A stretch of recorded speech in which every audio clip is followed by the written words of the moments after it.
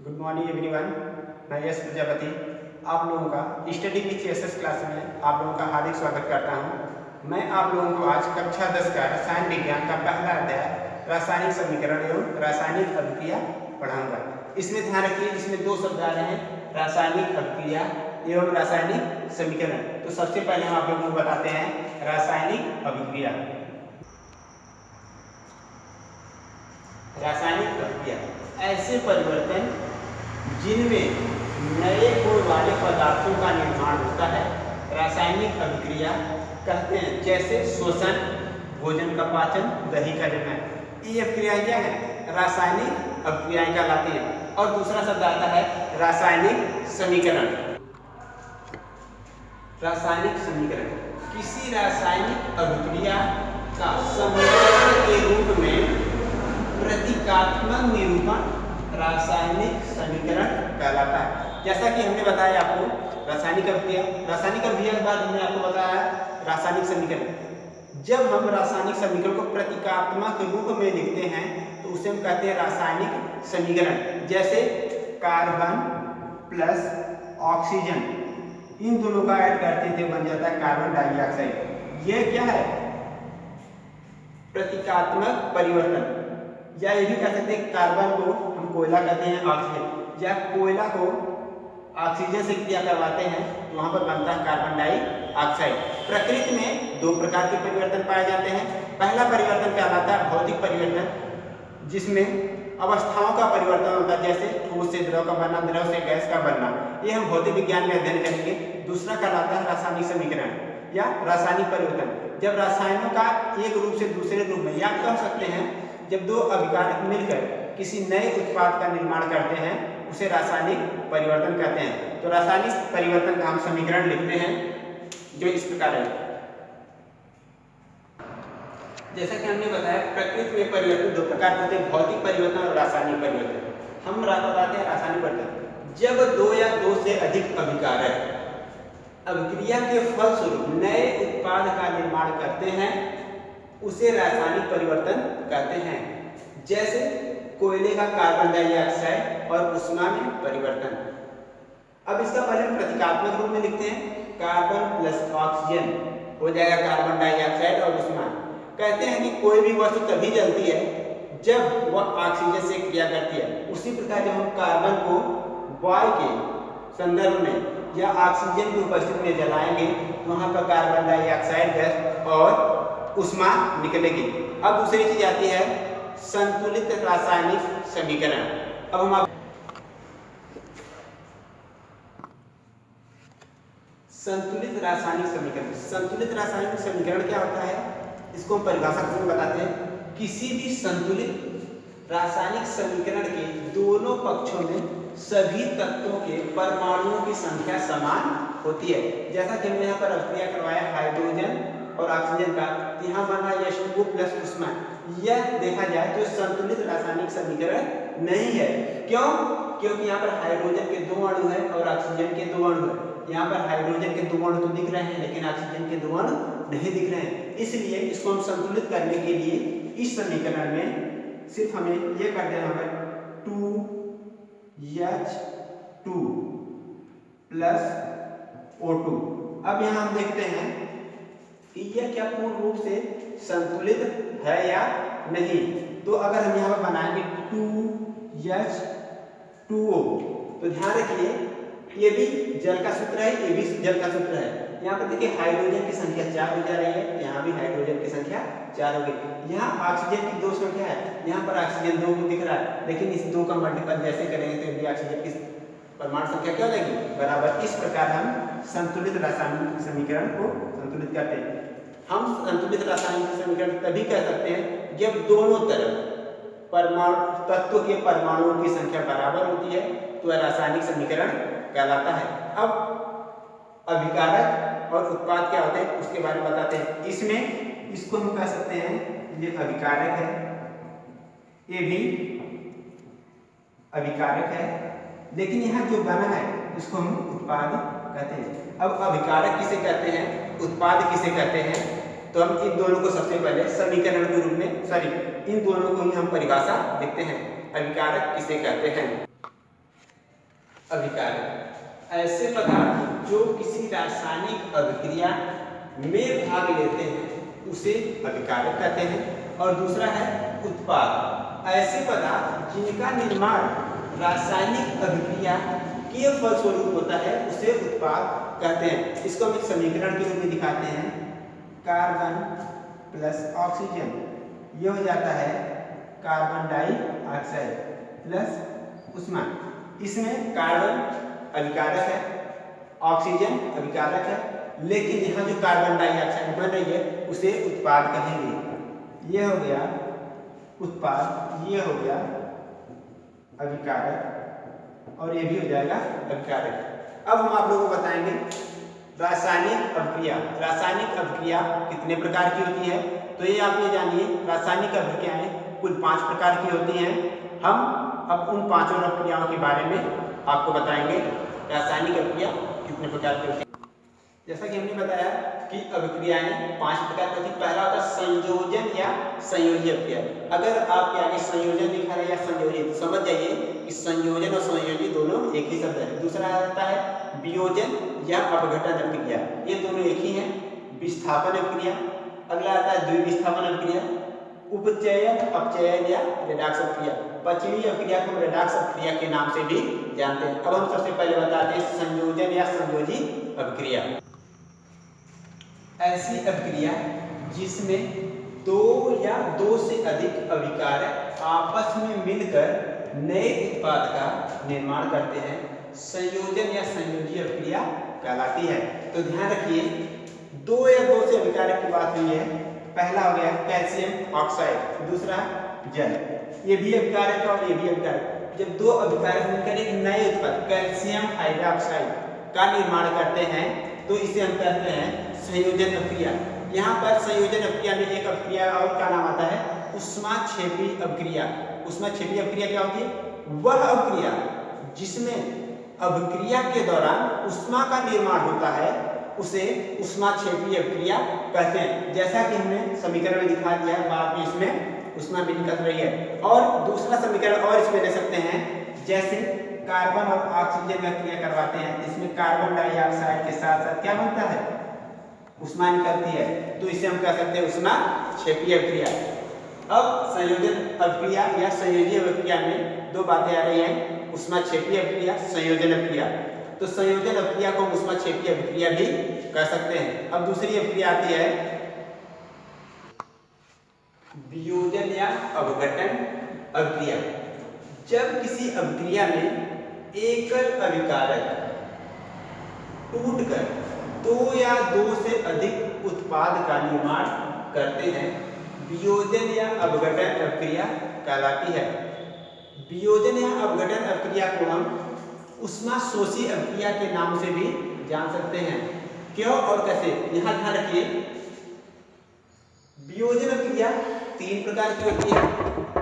पहला होता है ऊष्मीय वियोजन, दूसरा होता है विद्युत वियोजन, तीसरा होता है प्रकाशीय वियोजन। सबसे पहले हम आपको बताते हैं ऊष्मीय वियोजन। ऊष्मीय वियोजन है क्या? वह अभिक्रिया जो ऊष्मा की उपस्थिति में होती है उसे ऊष्मीय वियोजन कहते हैं। जैसे कैल्शियम कार्बोनेट CaCO3 को गर्म किया जाता है, कैल्शियम ऑक्साइड और कार्बन डाइऑक्साइड में टूटता है। ऊष्मीय क्यों हुआ? क्योंकि इस अभिक्रिया में अभिकारक को गर्म किया जा रहा है, इसलिए इसमें गर्म करने का लिए ऊष्मा ले रही है, इसलिए क्या हो रहा है? ऊष्मीय वियोजन या ऊष्माशोषी अभिक्रिया। दूसरा आता है विद्युत वियोजन।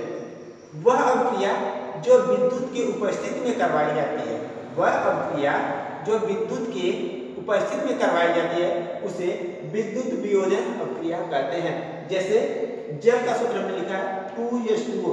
विद्युत की उपस्थिति में जब इसका हम क्रिया करवाएंगे तो हाइड्रोजन और ऑक्सीजन में टूट जाता है। तीसरा आता है प्रकाशीय वियोजन। प्रकाशीय वियोजन क्या है? वह अभिक्रिया जो प्रकाश की उपस्थिति में करवाई जाती है उसे प्रकाशीय वियोजन कहते हैं। जैसे सिल्वर ब्रोमाइड का हम अभिक्रिया करवा रहे हैं, सिल्वर और ब्रोमीन में टूट जा रहा है। जैसा कि आपको जान रहे हैं सिल्वर ब्रोमाइड कहाँ पर यूज किया जाता है? जब हम कैमरे की रील को हमेशा कहाँ पर रोपण करते हैं, अंधेरी वाली जगह में खोला जाता है। क्यों? क्योंकि वह प्रकाश की उपस्थिति में आकर अगर निकाला जाए कमरे के ऋण तो उसमें से सभी नेगेटिव उड़ जाते हैं, इसलिए हमेशा उसको अंधेरे कमरे में खोला जाता है। वही यहाँ पर हमने अभिक्रिया के रूप में दिखा दिया। तीसरी अभिक्रिया विस्थापन अभिक्रिया। जब किसी अभिक्रिया में एक अभिकर्मक तत्व दूसरे अभिकर्मक यौगिक में से किसी तत्व को विस्थापित करके उसका स्थान ग्रहण कर लेता है, तब यह अभिक्रिया विस्थापन अभिक्रिया कहलाती है। इसको हम एक स्ट्रक्चर के रूप में दिखाएं, A plus C D equal to हो जा रहा है AD प्लस सी। अब इसको हम एक समीकरण के रूप में दिखा रहे हैं, जिंक प्लस कॉपर सल्फेट। अब जब यह अभिक्रिया करेगा तो जाकर यह जिंक सल्फेट और कॉपर। यहाँ पर एक बात हमेशा ध्यान रखने वाली बात होती है, यहाँ पर अधिक सक्रिय तत्व कम सक्रिय तत्व को विस्थापित करता है। इस अभिक्रिया में अधिक सक्रिय तत्व कम सक्रिय तत्व को विस्थापित करके उसका स्थान ग्रहण करता है। यदि इसी को हम इस तरह लिख दें, यदि इसी समीकरण को हम दूसरे रूप में लिखना चाहें, Cu प्लस ZnSO4, तो यहाँ पर अगर हम ये लिख दे रहे हैं कॉपर सल्फेट प्लस जिंक, तो यह अभिक्रिया नहीं होगी। यह अभिक्रिया नहीं होगी क्योंकि यहाँ पर अधिक सक्रिय तत्व कम सक्रिय तत्व को विस्थापित करके उसका स्थान ग्रहण करता है, न कि कम सक्रिय तत्व अधिक सक्रिय तत्व को विस्थापित कर सकता है। इस बात को हम अगले टॉपिक में अच्छी तरह बताएंगे। सक्रियता श्रेणी जब बताएंगे वहां पर बताएंगे कौन सी सक्रियता श्रेणी बनती है, कौन अधिक सक्रिय तत्व होता है, कौन उससे कम होता है, कौन उससे कम सक्रिय तत्व होता है। अब हम अपने अगली अभिक्रिया की तरफ चलते हैं। चौथी अभिक्रिया द्विविस्थापन अभिक्रिया।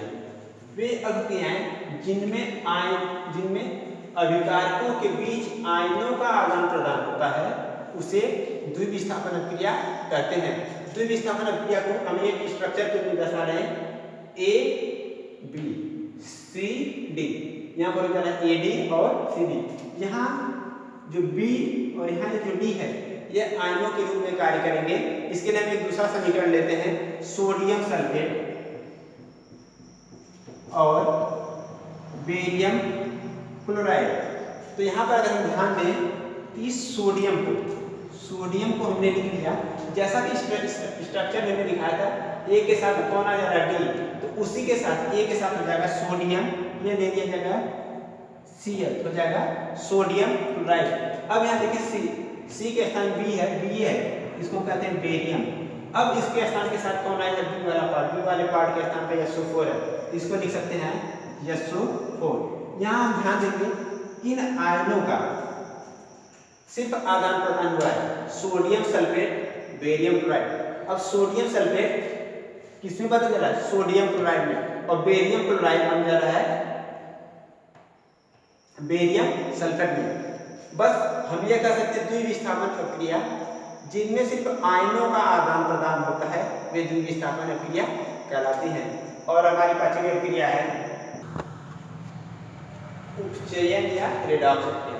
जब किसी अभिक्रिया में एक अभिकारक का उपचयन तथा दूसरे का अपचयन होता है तो उस अभिक्रिया को उपचयन या रेडॉक्स अभिक्रिया कहते हैं।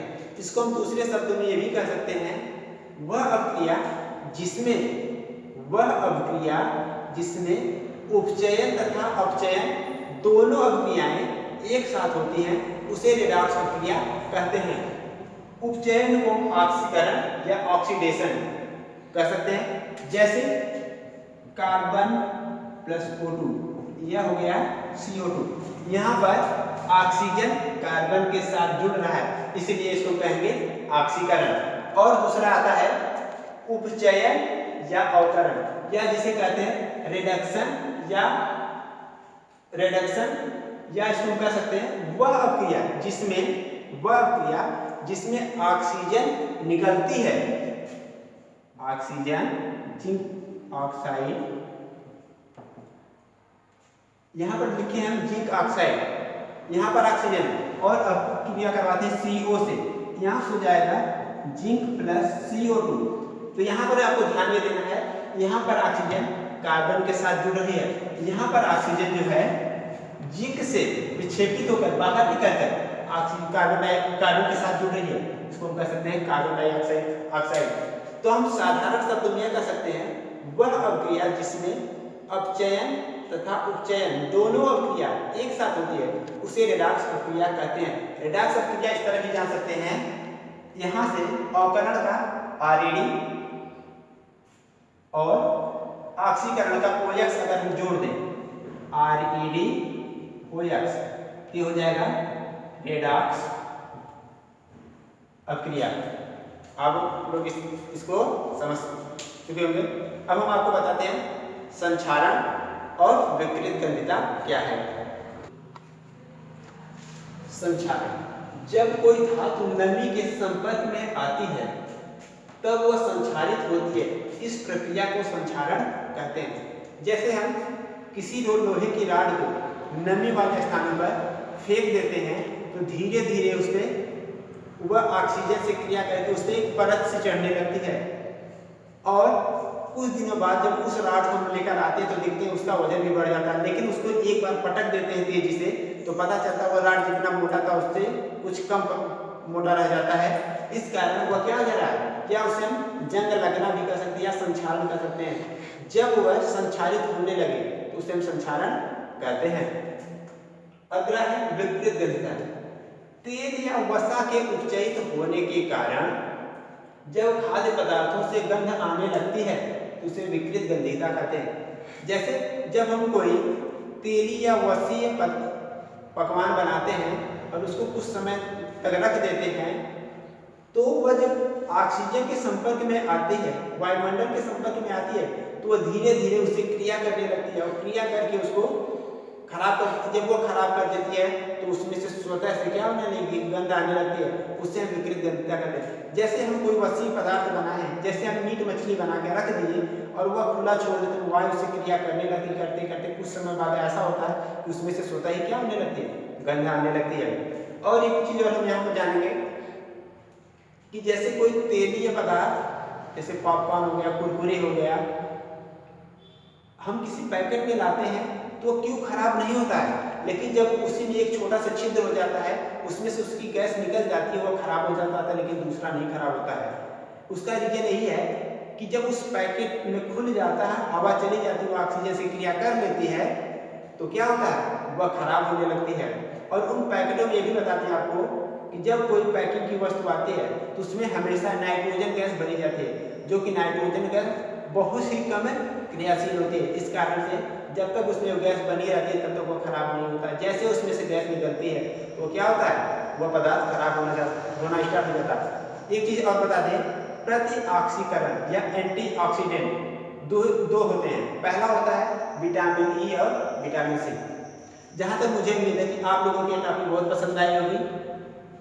अब मैं आप लोगों से यही कहूँगा कि यह आप लोगों को अच्छी तरह समझ में आए तो आप अपने दोस्त संबंधियों को हमारे channel study with SS classes को उसका लिंक प्रोवाइड करिए और ज़्यादा से ज़्यादा मात्रा में इसको सब्सक्राइब करवाइए। Thank you.